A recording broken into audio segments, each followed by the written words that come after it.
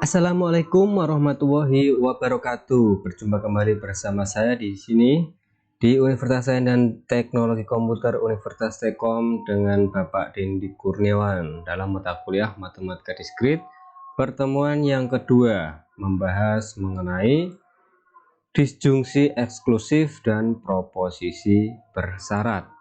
Nah, bagi teman-teman semua yang akan menyaksikan video pertemuan 2 di sini, jangan lupa sekali lagi untuk menyiapkan alat tulis berupa pulpen, kertas maupun buku dan alat tulis lainnya yang menunjang dalam mata kuliah ini. Kalkulator boleh ataupun buku catatan ataupun buku modul-modul ya. Itu boleh juga disiapkan. Baik ya, untuk materi ada di dalam Siakat, teman-teman bisa download sendiri. Dan ini adalah pertemuan yang kedua, disjungsi eksklusif dan proposisi bersyarat. Tujuan dari pertemuan hari ini atau dalam video ini, pertemuan yang kedua adalah mahasiswa mampu dan memahami disjungsi eksklusif. Jadi kalau kemarin kita hanya membahas disjungsi gitu ya, yang kata gantinya adalah atau, maka nanti di sini ada disjungsi yang lainnya, ada jenisnya dia. Kemudian juga nanti kita membahas mengenai proposisi bersyarat. Oke, langsung saja ke topik pembahasan yang pertama, yaitu disjungsi eksklusif. Nah, kata atau maupun or dalam operasi logika digunakan dalam salah satu dari dua cara. Ada dua cara di sini. Yang pertama adalah inclusive or, yang berarti atau di sini itu mempunyai makna P ataupun he atau keduanya. Nah, contoh di dalam suatu proposisi, tenaga IT yang dibutuhkan menguasai bahasa C++ atau Java. Kalau teman-teman melihat ataupun membaca pernyataan tersebut, teman-teman dapat memaknai ataupun dapat mengartikan bahwa tenaga IT yang dicari itu harus menguasai bahasa C++ atau Java, ya, bahasa Java. Salah satunya bahasa Java ataupun bahasa C++, atau menguasai kedua-duanya. Itu memiliki nilai yang lebih ya. Misalkan menguasai C++ dan bahasa Java itu memiliki nilai yang lebih. Intinya itu lebih bagus sekali malahan. Tapi kalau hanya menguasai C++ saja, itu juga boleh ikut ataupun boleh melamar. Atau hanya menguasai bahasa Java saja, itu juga masih masuk ke dalam kategori. Nah, kalau exclusive or, atau di sini berarti P atau he, tetapi bukan keduanya.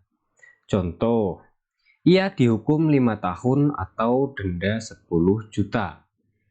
Nah, jadi atau di situ dia semacam sebagai pilihan, tidak bisa terjadi kedua-duanya.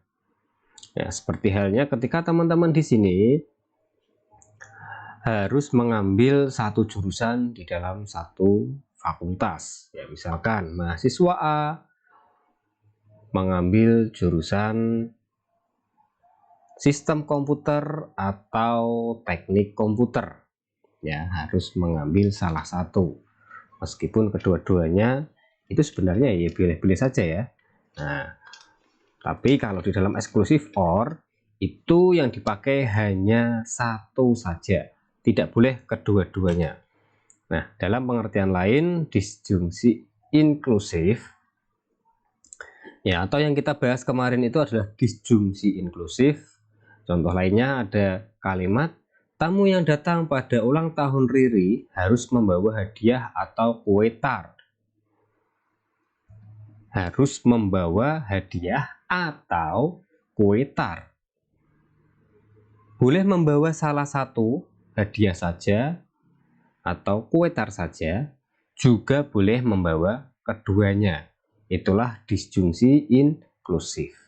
Ya, dari pernyataan di atas, tamu yang datang itu harus memiliki 3 pilihan ataupun terdapat 3 pilihan.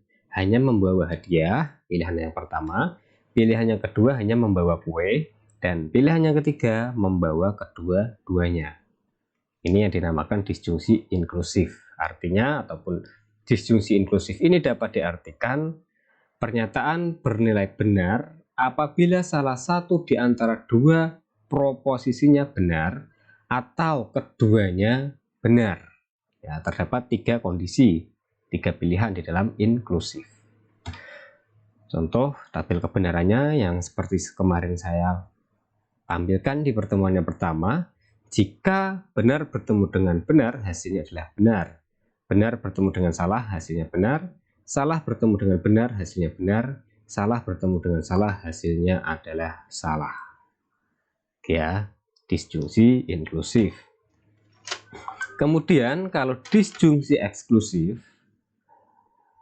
ini ya, cara yang kedua, kata atau yang digunakan secara eksklusif, disjungsi ini bernilai benar apabila salah satu di antara dua proposisi atomiknya bernilai benar, tetapi tidak keduanya. Ya, jadi ketika gabungan proposisi atomik atau proposisi majemuk tersebut memiliki nilai kebenaran salah satu di antaranya yaitu benar. Salah satu, berarti kalau ada dua, yang satu benar, yang satu salah. Pernyataan satu bernilai benar, pernyataan dua bernilai salah, ataupun sebaliknya, pernyataan satu bernilai salah, pernyataan dua bernilai benar. Dan terkhusus untuk disjungsi eksklusif menggunakan operator logika XOR, yaitu dibaca eksklusif OR, untuk membedakannya dengan disjungsi inklusif. Jadi beda teman-teman antara disjungsi inklusif dengan disjungsi eksklusif. Kalau inklusif tadi kita terdapat 3 pilihan, membawa A atau B dan membawa A, B, A dan B ya. Tetapi kalau di eksklusif tidak demikian. Disjungsi eksklusif antara P dan H dinyatakan dengan logo tanda plus dilingkari seperti itu, yang bernilai benar apabila salah satu proposisinya bernilai benar tetapi tidak untuk keduanya. Nah, kalau kita lihat di dalam tabel kebenarannya seperti ini.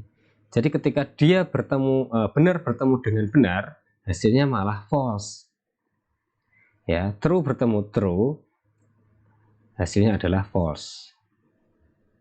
Ini logo dari XOR, eksklusif OR. Ya, bisa dibedakan. Nah, contoh dari eksklusif OR, contoh lainnya, terdapat suatu pernyataan, mahasiswa jurusan informatika boleh memilih peminatan multimedia atau jaringan. Multimedia atau jaringan. Artinya, mahasiswa jurusan informatika hanya memiliki 2 pilihan saja. Kalau tidak multimedia saja, ya jaringan saja. Tidak boleh kedua-duanya. Nah, itu perbedaan disjungsi inklusif dengan disjungsi eksklusif. Sampai sini bisa dipahami teman-teman? Ya. Mahasiswa informatika tersebut juga tidak diizinkan untuk memilih 2 jenis peminatan sekaligus. Oke, kesimpulannya adalah eksklusif OR atau XOR seperti dalam contoh tersebut justru tidak mengizinkan pernyataan bernilai benar jika kedua proposisi penyusunnya bernilai benar. Ketika P bernilai benar dan H bernilai benar, maka outputnya itu tidak boleh benar, alias harus salah. Itu kalau eksklusif. Simbolnya tadi ya, lingkaran, tengahnya ada tanda plusnya. Baik teman-teman, kita lanjut subpoin yang kedua, yaitu proposisi bersyarat ataupun kondisi maupun disebut sebagai implikasi. Implikasi atau kondisi biasa ditulis seperti yang tampil di monitor saat ini. P arah panah ke kanan, H. Ya. Dibaca jika P maka hi. Nah, jika maka. Sebenarnya banyak sekali cara pembacaannya. Nah, di dalam berbagai penerapan ada yang dibaca P hanya jika hi. Ada juga yang dibaca hi jika P. P syarat cukup bagi hi dan hi syarat perlu bagi P. Oke, banyak sekali cara pembacaannya. Teman-teman jangan bingung ya. Baik. Simbol dari kondisi adalah arah panah ke kanan. Kemudian jika P dan hi adalah dua pernyataan, maka kondisi pernyataan P hi dapat dibaca sebagai jika P maka hi. P dan hi adalah suatu pernyataan bersyarat yang mana P itu disebut sebagai sebab ataupun syarat dan hi-nya itu adalah akibatnya ataupun konsekuensinya. Sebabnya P, akibatnya hi. Jika P, maka hi. Jika Anda membolos, maka Anda dipotong gaji. Ya, sebabnya Anda membolos, akibatnya Anda dipotong gaji. Nah, logikanya seperti itu. Kemudian, di dalam implikasi ini tidak memiliki sifat simetris. Artinya, ketika dibalik, P implikasi hi itu tidak sama dengan hi implikasi P. Nanti nilainya berbeda, teman-teman. Oke ya, dan negasi dari P implikasi hi itu adalah ingkaran dari ingkaran P disjungsi hi atau P konjungsi ingkaran hi. Itu kebalikan dari P implikasi hi. Masih ingat ya negasi? Kebalikan, yang awalnya benar menjadi salah, yang awalnya salah menjadi benar. Nah, contoh proposisi-proposisi di bawah ini adalah implikasi dalam berbagai bentuk ya. Nah, ada jika hari ini hujan, maka tanaman akan tumbuh subur. Oke, ini seperti contoh tadi, jika maka ya. Kemudian jika tekanan gas diperbesar, mobil melaju kencang. Nah, makanya hilang, nggak pakai maka, tapi dia tetap disebut sebagai implikasi. Es yang mencair di kutub mengakibatkan permukaan air laut naik. Nah, intinya di situ ada sebab, kemudian ada akibatnya. Sebabnya apa kalau nomor 3 ini? Ya, es di kutub mencair ya, sebabnya, akibatnya permukaan air laut naik. Kemudian orang itu mau berangkat jika ia diberi ongkos jalan. Nah, ada kata jika di situ. Jadi sebabnya adalah apa? Jika ia diberi ongkos jalan, akibatnya orang itu mau berangkat. Ya, kalau nggak dikasih ongkos, berarti orang itu nggak mau berangkat. Ahmad bisa mengambil mata kuliah teori bahasa formal hanya jika ia sudah lulus mata kuliah matematika diskrit. Nah, kemudian syarat cukup agar pom bensin meledak, ini contohnya agak kacau ini ya. Masa syarat cukup agar pom bensin meledak adalah percikan api dari rokok. Nah, ini intinya kalimat yang mengandung ada sebab dan akibat itu termasuk ke dalam proposisi implikasi. Ya. Syarat perlu bagi Indonesia agar ikut Piala Dunia adalah dengan mengontrak pemain asing kenamaan. Oke, ada sebab, ada akibat. Banjir bandang terjadi bila mana hutan ditebangi. Ada sebab, ada akibat.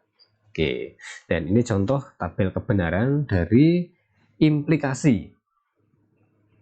Teman-teman bisa melihat di atas sana, ketika benar bertemu dengan benar, hasilnya adalah benar, dan ketika benar bertemu dengan salah, hasilnya adalah salah. Serta ketika salah bertemu dengan benar, artinya benar, salah bertemu salah, hasilnya benar. Wow, Pak, cara mengingatnya gimana itu? Kok benar semua, yang salah kok cuma BS saja? Cara yang mudah adalah ketika kita mendengar kata BS. Barang BS, barang yang kurang bagus ya. Nah, jadi ketika ada barang BS, itu berarti salah, itu nggak bagus barang BS. Jadi ketika mengingat implikasi, teman-teman bisa mengingatnya dengan BS. Wah, BS berarti jelek. Selain itu bagus semua. Nah, berarti selain BS itu nilainya benar, tetapi yang BS nilainya salah. Ya, teman-teman bisa lihat di sana, dia tidak memiliki sifat simetris, atau ketika dibalik Hi dengan P atau Hi implikasi P itu nilainya berbeda. Silahkan teman-teman cek di sini ya, ketika nilai sebabnya itu benar dan nilai akibatnya itu salah, P kan sebab ya akibat ya, maka outputnya adalah salah ya. Sementara ketika inputnya atau sebabnya salah, akibatnya benar, outputnya benar. Nah, kalau kita lihat seperti ini ya, Hi sebagai sebab, P sebagai akibat. Hi-nya atau sebabnya adalah S, akibatnya B, itu outputnya adalah benar ya. Jadi dia tidak memiliki sifat simetris. Nah, kalau di sini kalau kita melihat ya, Hi P benar bertemu dengan salah, hasilnya adalah salah. Oke, jadi ketika dibalik tabel kebenarannya nggak sama, BS BB, kalau ini BB SB. Jadi di dalam implikasi tidak memiliki sifat simetris. Pernyataan P implikasi Hi akan selalu mempunyai nilai kebenaran benar kecuali jika P nilai pertama atau sebabnya bernilai benar dan Hi nilai kedua atau akibatnya bernilai salah. Contoh di dalam pengimplementasian kalimat atau sebuah kata ya, ada suatu pernyataan implikasi P implikasi Hi, jika X sama dengan 1 maka X kuadrat min 1 sama dengan 0. Kemudian dibalik dia, P implikasi Hi diubah menjadi Hi implikasi P. Jadinya berbunyi sekarang. Ini kan awalnya P ya, yang ini. Yang ini P, kemudian yang kanan Hi. Karena sekarang dibalik menjadi Hi P, berarti yang dibaca ini dulu. Jika X kuadrat min 1, ya, jika X kuadrat min 1 sama dengan 0, maka X sama dengan 1. Kalau Anda melihat pernyataan di atas yang saya tunjuk panah ini benar. Pernyataan tersebut benar. Jika X-nya sama dengan 1, maka X kuadrat min 1 sama dengan 0. X kuadrat berarti 1 kuadrat ya, karena X-nya kan 1. 1 kuadrat dikurangi 1 sama dengan 0. 1 dikurangi 1 sama dengan 0, benar ya. Tapi kalau teman-teman mengubahnya menjadi Hi implikasi P, ini diubah. Jika X kuadrat min 1 sama dengan 0, maka X-nya sama dengan 1. Oke, ini benar. Tapi masih ada kemungkinan lain. X-nya itu nggak hanya 1 saja. Dia bisa juga bernilai X itu sama dengan min 1. Nah, coba teman-teman masukkan min 1 kuadrat. Ya, X kuadrat min 1 kuadrat min 1. Nah, ataupun di sini min 1 kuadrat. Ya, itu kan sama dengan positif 1 ya. Nah, jadi X-nya itu kalau ditulis 1 saja itu enggak benar, salah dia, kurang tepat. Ya, benar tapi kurang tepat. Karena masih ada kemungkinan angka lain yaitu negatif 1. Oke, jadi implikasi ini tidak bisa dibulak-balik. Tidak memiliki sifat simetris. Contoh merubah simbolis ke kalimat. Ada suatu pernyataan P, jika suhu mencapai 80 derajat Celcius, Hi-nya berbunyi, alarm akan berbunyi. P implikasi Hi berbunyi bagaimana teman-teman? Coba di pause dulu videonya, dijawab. Bisa juga ditulis langsung di buku catatan. Oke, terima kasih sekali bagi yang sudah menjawab. Maka kalau kita melihat P implikasi Hi, jadinya jika suhu mencapai 80 derajat Celcius, maka alarm akan berbunyi. Ya, selamat ya bagi Anda yang menjawabnya dengan benar, dan bagi yang belum benar coba dipahami lagi, dan atau coba kerjakan soal yang kedua ini. P berbunyi jika Anda tidak mendaftar ulang, Hi-nya Anda dianggap mengundurkan diri. Kalau kita mengubahnya ke dalam P implikasi Hi, maka dia akan berbunyi bagaimana? Oke, silahkan di pause dulu sebentar. Ya, baik, terima kasih yang sudah menjawab. Dan jawaban Anda apakah benar? Ini jawabannya benar. Jika Anda tidak mendaftar ulang, maka Anda dianggap mengundurkan diri. Cukup mudah sekali kan? Nah, saya lanjutkan lagi. Contoh yang lain, tulis dalam bentuk simbolis. Jika Andi mengambil kalkulus atau Putih mengambil sosiologi, maka Cici akan mengambil bahasa Inggris. Siapa yang bisa menjawab ini? Langsung tulis di kolom komentar ya. Dan teman-teman jangan mencari jawaban mahasiswa lain di kolom komentar. Coba berusaha sendiri, di pause video ini, dijawab sendiri, ditulis dalam buku apakah nanti jawaban Anda benar. Baik, sudah terjawab. Kalau sudah, di play kembali videonya. Kalau belum, di pause, dijawab dulu, baru nanti di play ya setelah terjawab. Langkah yang mudah, teman-teman silahkan disusun menjadi seperti ini. Ya, dibagi, boleh A, B, C, boleh P, Q, R, S. A itu berbunyi Andi mengambil kalkulus, B-nya berbunyi Budi mengambil sosiologi, dan C-nya berbunyi Cici mengambil bahasa Inggris. Kalau teman-teman melihat penghubung di sana, ada kata atau dan juga ada maka, jika maka. Nah, jadi di sini ada 3 proposisi. Proposisi Andi mengambil kalkulus, yang kedua Budi mengambil sosiologi, dan yang ketiga Cici mengambil bahasa Inggris. Komanya di mana? Jika makanya di mana? Perhatikan itu. Kalau kita melihat jika di bagian awal maka di bagian tengah. Oke, berarti ini adalah pernyataan P implikasi Q. Nah, tapi di P-nya itu ada dua pernyataan ya. Ini kan satu keseluruhan, ini satu keutuhan. Jadi P-nya itu berisi 2 pernyataan A disjungsi ya, disjungsi B. Nah, kemudian ini C-nya. A disjungsi B implikasi Q. Oke. A dan B-nya ditulis dalam kurung. Baik teman-teman, apakah jawaban Anda benar? Kalau yang belum, silahkan dicek kembali ya. Latihan, ada pernyataan X yang berbunyi Anda berusia 17 tahun. Izinnya Anda dapat memperoleh SIM.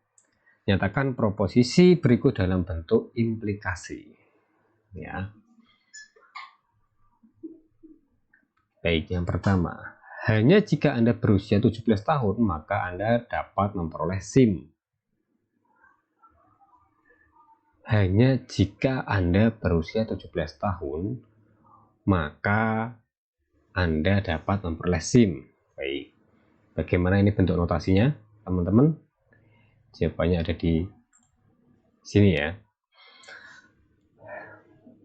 Ingat ya, P implikasi Q. Bisa dibaca P hanya jika Q. Jadi simbolik yang pertama ini adalah Y implikasi X.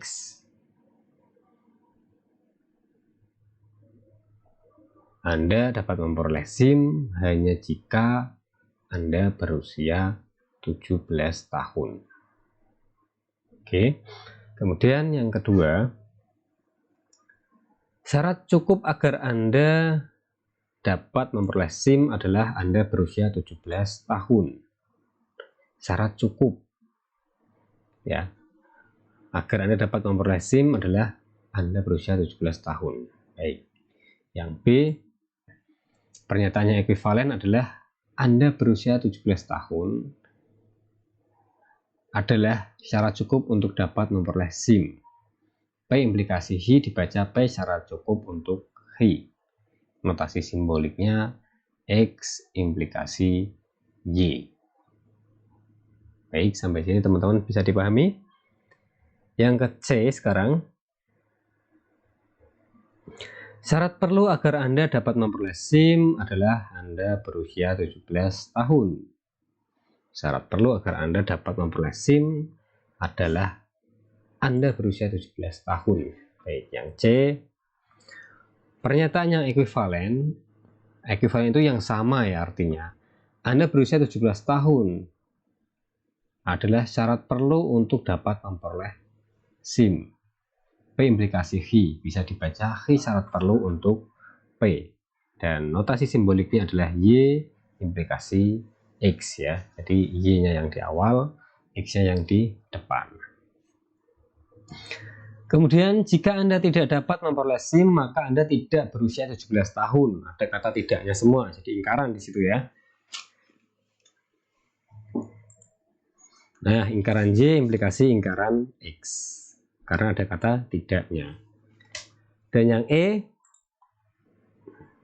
Anda tidak dapat memperoleh SIM bila mana Anda belum berusia 17 tahun. Nah, ini juga ada negasinya.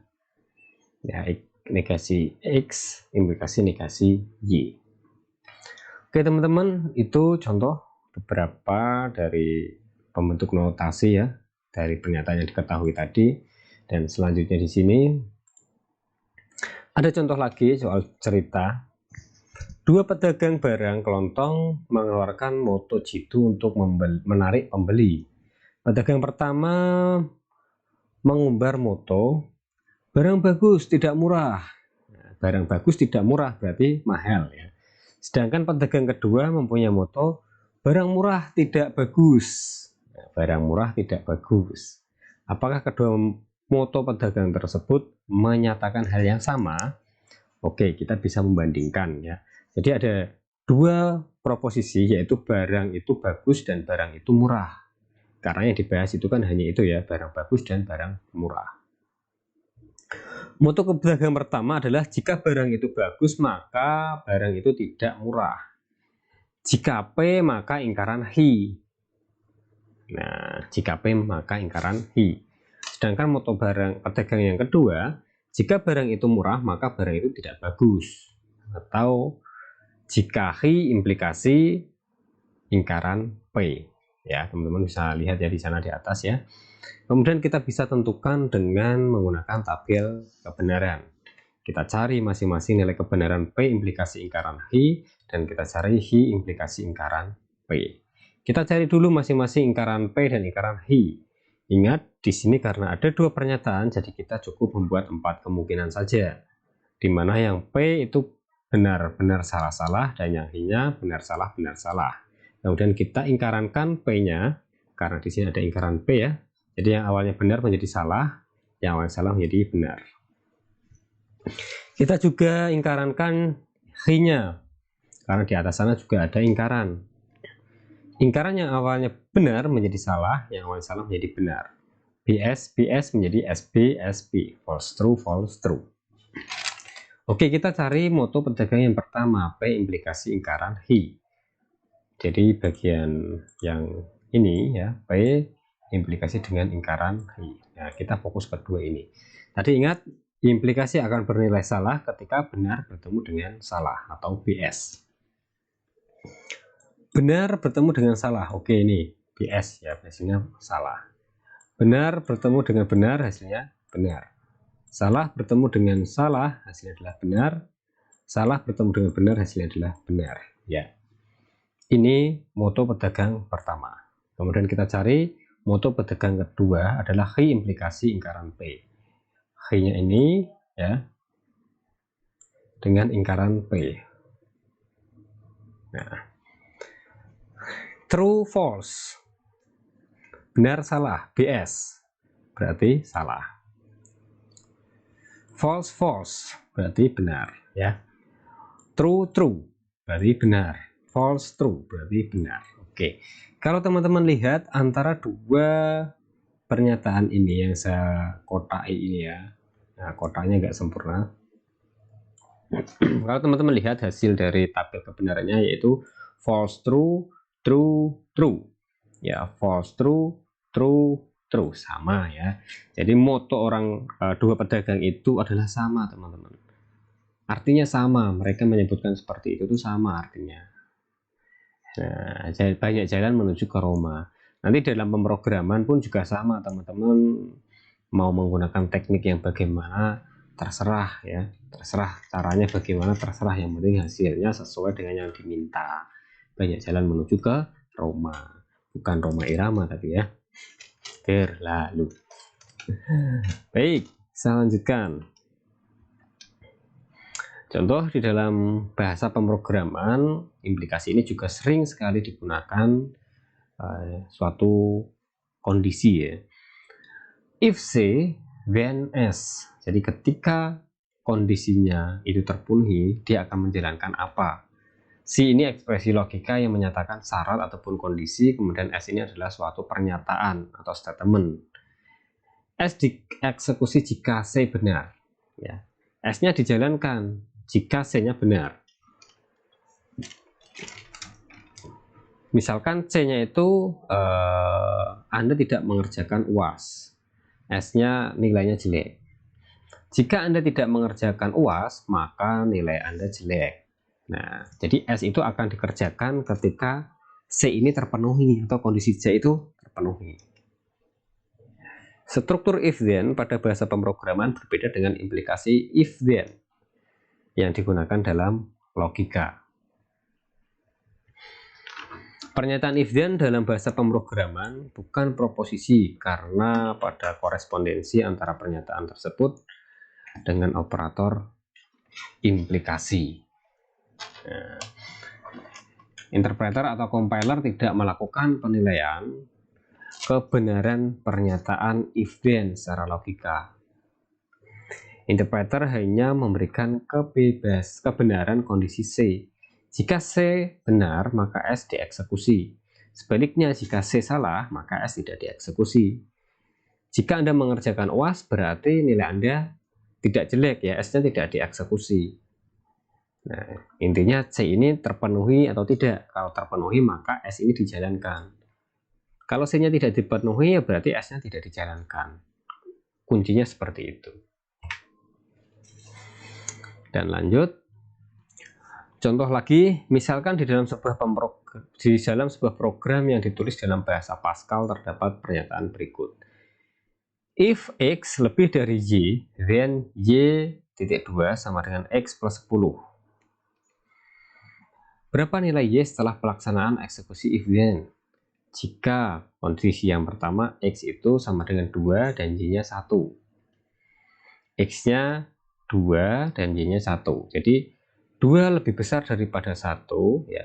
Jika 2 lebih besar daripada 1, maka Y sama dengan X tambah 10. Berapa nilai Y setelah pelaksanaan eksekusi if then? Oke, caranya adalah nih, X sama dengan 2 dan Y sama dengan 1. Ekspresi X lebih besar daripada Y bernilai benar, ya kan? 2 lebih besar daripada 1. Maka proses Y sama dengan X plus 10 ini dieksekusi. Ya, dilaksanakan. Nilai Y sekarang menjadi Y sama dengan 2 ditambah 10. Ya. Kok bisa, Pak? Kok 2 tambah 10? Ya kan? X-nya 2. Ini X ini kan 2. Kemudian ditambah 10. Jadi Y-nya sekarang menjadi 12 setelah proses dieksekusi. Kemudian kondisi yang kedua sekarang.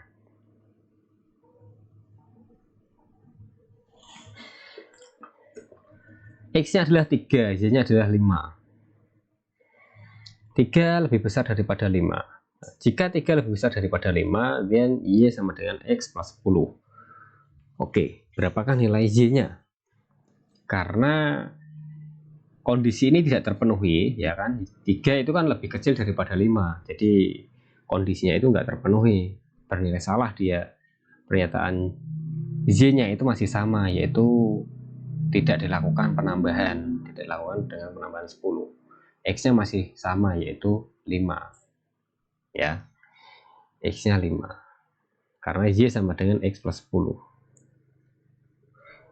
X-nya 5, tapi tidak ditambahkan dengan 10, karena dia tidak memenuhi syarat di kondisinya. X lebih besar daripada Y.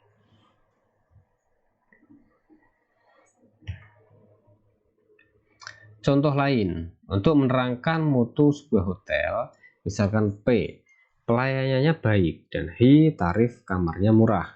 R, hotelnya berbintang 3. Terjemahkan proposisi-proposisi berikut dalam notasi simbolik menggunakan PHR. Ini yang disuruh menjelaskan. Tarif kamarnya murah, tapi pelayanannya buruk. Pelayanannya padahal baik, ya. Tarifnya berarti Hi, tarif kamarnya murah. Oke, Hi berarti. Nah, jadi Hi.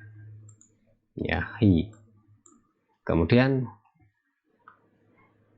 tetapi itu dan, ya, konjungsi. Pelayanannya buruk, padahal di sana pelayanannya baik, berarti ingkaran lingkaran P. Nah, ini ya, lingkaran P. Hi konjungsi lingkaran P. Kemudian yang kedua, tarif kamarnya mahal. Padahal tadi katanya murah ya, berarti lingkaran hi. Lingkaran hi terus atau disjungsi ya, disjungsi atau pelayanannya baik. Pelayanannya baik. Oke, berarti P. Lingkaran hi disjungsi P. Namun tidak keduanya. Nah, ada kata tidak keduanya. Jadi disjungsi X eksklusif, simbolnya yang ini. Ya, disjungsi eksklusif. Oke ya, ini ya nomor yang B. Kemudian yang C, salah bahwa hotel berbintang 3 berarti tarif kamarnya murah dan pelayanannya buruk. Salah bahwa hotel berbintang 3 berarti tarif kamarnya murah. Berarti ini kan ada kurung, kemudian di luarnya ada lingkarannya. Lingkaran kurung buka berbintang 3 tadi ya, hotel berbintang 3 berarti R. Yang lingkaran itu di luarnya ya, bukan di R-nya tapi di luar kurung.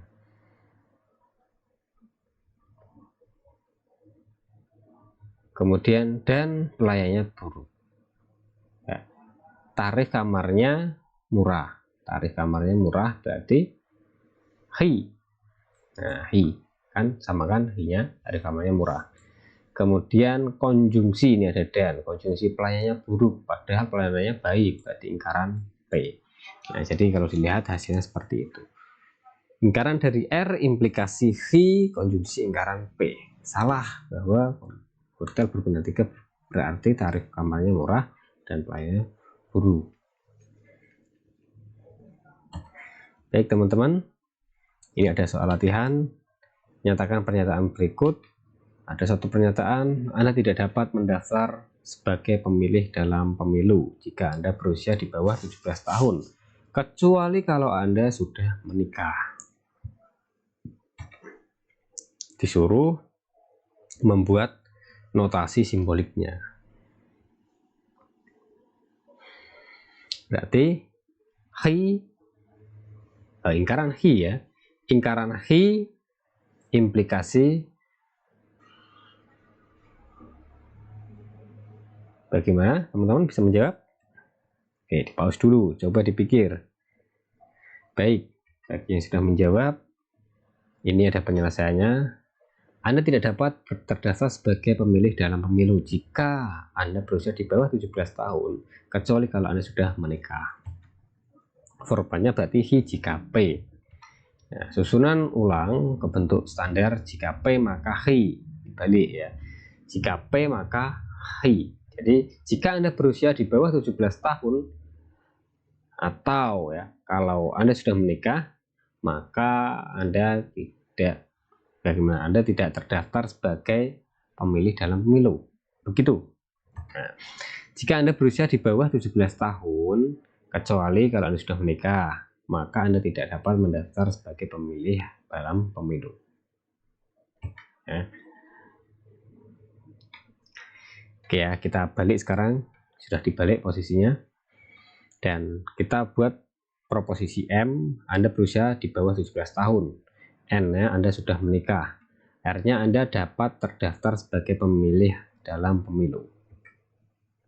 Maka pernyataan di atas dapat ditulis sebagai, ayo siapa yang mau menjawab di komentar. Ini jawabannya. M konjungsi lingkaran N implikasi R. Ya. Konjungsi. Kecuali, tetapi, dan itu kan hampir sama ya. Jika Anda berusia di bawah 17 tahun, kecuali kalau Anda sudah menikah, maka Anda tidak dapat terdaftar sebagai pemilih dalam pemilu.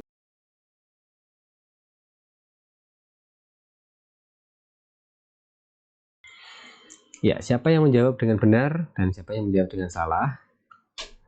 Masih bingung? Ya, coba silahkan dipelajari kembali.